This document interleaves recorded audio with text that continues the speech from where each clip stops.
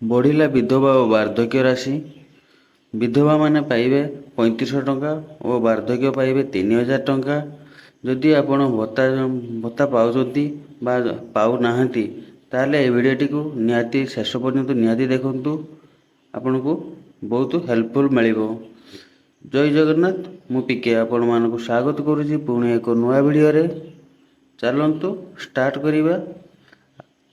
କେମିତି ଆମେ ନୂଆ ଭତ୍ତା ପାଇବା, ସେଥିପାଇଁ ଆମେ କମ୍ପ୍ୟୁଟର କିମ୍ବା ମୋବାଇଲ କୌଣସି ଏକ ବ୍ରାଉଜରକୁ ଯିବା। ବ୍ରାଉଜରକୁ ଗଲା ପରେ SSEPD ମାରି ଆମେ ସର୍ଚ୍ଚ କରିବା। ମାରିଲା ପରେ ଏହିପରି ଆପଣମାନଙ୍କୁ ଏକ ଲିଙ୍କ ଦେଖାଇବ। ତା ଉପରେ ଆମେ କ୍ଲିକ୍ କରିବା। କ୍ଲିକ୍ କଲା ପରେ ଏହିପରି ଆପଣମାନଙ୍କୁ ଏକ ପେଜ୍ ଦେଖାଇବ। ଦେଖିପାରୁଥିବେ, ଏଗୁଡ଼ିକ ଆପଣମାନଙ୍କୁ ପେଜ୍ ଦେଖାଇବ। ପେଜ୍ଟିକୁ ଭଲ ଭାବରେ ପଢ଼ିବେ, କ'ଣ ଲେଖା ହେଇଛି। ଏଠି ଉପରେ କାણે ଯିବେନି, ତାପରେ ଏଠି ତଳକୁ ଆସିବେ। ଦେଖିପାରୁଥିବେ ବେନିଫିସିଆରୀ ସର୍ଭିସ୍। ଏଇଠି ଅଛି pension scheme, marriage scheme, NGO registration. এই ପେନସନ୍ ସ୍କିମ୍ରେ ଆମେ କ୍ଲିକ୍ କରିବା। କ୍ଲିକ୍ କଲା ପରେ ଆଉ ଗୋଟେ ପେଜ୍ ଆପଣମାନଙ୍କୁ ଦେଖାଯିବ। ଏରକ ପେଜ୍ଟି ଦେଖାଯିବ। ପେଜ୍ରେ ଆମେ ପ୍ରଥମେ ଯେଉଁ ଅଛି ଚୁଜ୍ ସ୍କିମ୍ ଉପରେ ଏଠି କ୍ଲିକ୍ କରିବା। ଏଠି ବି ଅଛି ମଧୁବାବୁ ପେନସନ୍, ନ୍ୟାସନାଲ୍ ସୋସିଆଲ୍। ଏଠି ବହୁତ ରୋଗ ଅଛି, ଆପଣ ଯାହା ଭତ୍ତା ପାଇବେ ସେଠି ଆପ୍ଲାଏ କରିବେ। ମୁଁ ଯେହେତୁ ମଧୁବାବୁ ପେନସନ୍ ଉପରେ କ୍ଲିକ୍ କଲି।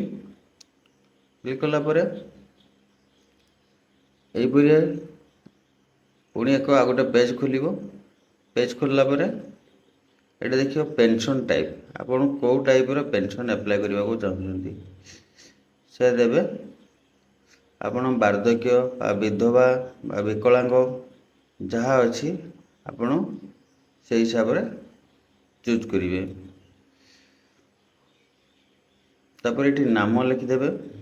ତାପରେ ଏଠି ପିତାଙ୍କ ନାମ ଲେଖିବେ। ତାପରେ ଏଠି ଡେଟ୍ ଅଫ୍ ବାର୍ଥ ଦେଇଦେବେ। ତାପରେ ଏଜ୍ ଦେଇଦେବେ। ଏଠି ଡକୁମେଣ୍ଟଟିକୁ ଲୋଡ଼୍ କରିବେ। ଆଉ ମନେ ରଖିବେ ସବୁ ଡକୁମେଣ୍ଟ ଗୁଡ଼ାକ ହେଉଛି 200 KBରୁ ତଳକୁ ଲୋଡ଼୍ କରିବେ। ମାନେ ଆପଣଙ୍କ ଡକୁମେଣ୍ଟ ଲୋଡ଼୍ ନେବନି।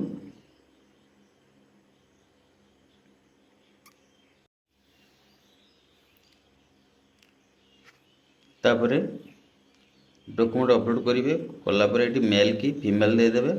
ଏଠି ଆଧାର ନମ୍ବରଟିକୁ ଦେବେ। ଆଧାର ନମ୍ବର ଦେଇ ସାରିଲା ପରେ ଭେରିଫାଇ ଆଧାର ଉପରେ କ୍ଲିକ୍ କରିବେ ନିହାତି, ନହେଲେ ତାପରେ ଆଧାରଟିକୁ ଏଠି ଅପଲୋଡ଼ କରିଦେବେ। ତାପରେ ଏଠି ଫଟୋଟିକୁ ଅପଲୋଡ଼ କରିଦେବେ। ତଳକୁ ପଳେଇ ଆସିବେ, ମୋବାଇଲ ନମ୍ବର ଦେବେ, ରାଜ୍ୟ ଚୁଜ୍ କରିବେ, ଜିଲ୍ଲା ଚୁଜ୍ କରିବେ। ତାପରେ ଆପଣ ସବ୍ ଡିଭିଜନ୍ ଚୁଜ୍ କରିବେ, ଆଡ୍ରେସ୍ ଟାଇପ୍ ଚୁଜ୍ କରିବେ, ଘର ଚୁଜ୍ କରିବେ। ତାପରେ ଏଠି ପିନ୍ ନମ୍ବର ଦେଇଦେବେ। ତାପରେ ଏଠି ସୋସିଆଲ୍ କ୍ୟାଟେଗୋରୀ ଆପଣଙ୍କ ଜାତି ଚୁଜ୍ କରିବେ। ଏଇ ଡକୁମେଣ୍ଟ ଭିତରୁ ଆପଣଙ୍କୁ ଯେଉଁଟା ଡକୁମେଣ୍ଟ ଗୋଟେ ଦେଲେ ବି ଆପଣଙ୍କର ଚଳିବ। ଇନକମ୍, RI ରିପୋର୍ଟ ବା ପୁରୁଣା ଓଲ୍ଡ ଯେଉଁ BPL କାର୍ଡ଼ ସେଇଟା ଦେବେ। ତାପରେ ଏଡ଼ିସନାଲ୍ ଡକୁମେଣ୍ଟରେ ଆପଣ ଭୋଟର କାର୍ଡ଼ ଦେଇପାରନ୍ତି କି ଅଲଗା କିଛି ଡକୁମେଣ୍ଟ ଦେଇପାରନ୍ତି। ତାପରେ ଏଠି ଆପଣଙ୍କ ଦସ୍ତଖତ କିମ୍ବା ଟିପ ଚିହ୍ନ ଆପଣ ସ୍କାନ୍ କରି ଦେଇଦେବେ। ତାପରେ ଏଠି ବ୍ୟାଙ୍କ ଆକାଉଣ୍ଟ ଟାଇପ୍ ଆପଣ ଯେଉଁ ଟାଇପ୍ର ବ୍ୟାଙ୍କ ଆକାଉଣ୍ଟ ସିଙ୍ଗଲ କିମ୍ବା ଜଏଣ୍ଟ ଦେଇଦେବେ। ଆକାଉଣ୍ଟ ହୋଲ୍ଡର ଲେଖିଦେବେ। ସେହିପରି ଆପଣ ଯେମିତି ଏଇଟା ଓଲ୍ଡ ଏଜ୍ ପାଇଁ କହିଲି। ଓଲ୍ଡ ଏଜ୍ ହେଲା ପରେ ଏଠି ଦେଖିପାରୁଥିବେ ଅଟୋମେଟିକ୍ ଆପଣମାନଙ୍କୁ ଏଠି ସେଲ୍ଫ ସାର୍ଟିଫିକେସନ୍ ବା ଡେଥ୍ ସାର୍ଟିଫିକେଟ୍ ନିହାତି ମାଗିବ।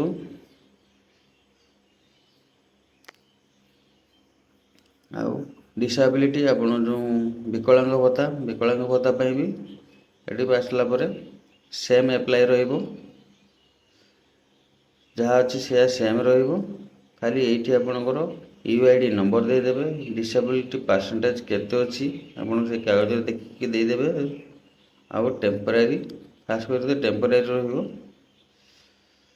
ଆଉ ଅପଲୋଡ଼ ଡକୁମେଣ୍ଟଟିକୁ ଦେଇଦେବେ, ସେଇ ଡକୁମେଣ୍ଟଟିକୁ ଅପଲୋଡ଼ କରିଦେବେ। ଆଉ ସବୁ ସେମ୍ ରହିବ। ସବମିଟ୍ ଉପରେ ଆପଣ କ୍ଲିକ୍ କରିବେ। ଏହିପରି ଭାବେ ଆପଣ ଯେଉଁ ବି ଭତ୍ତା ପାଇବେ, ଯାହା ଭତ୍ତା ଆପ୍ଲାଏ କରିପାରିବେ, ଆପଣ ଏହାର ବେନିଫିଟ୍ ନେଇପାରିବେ।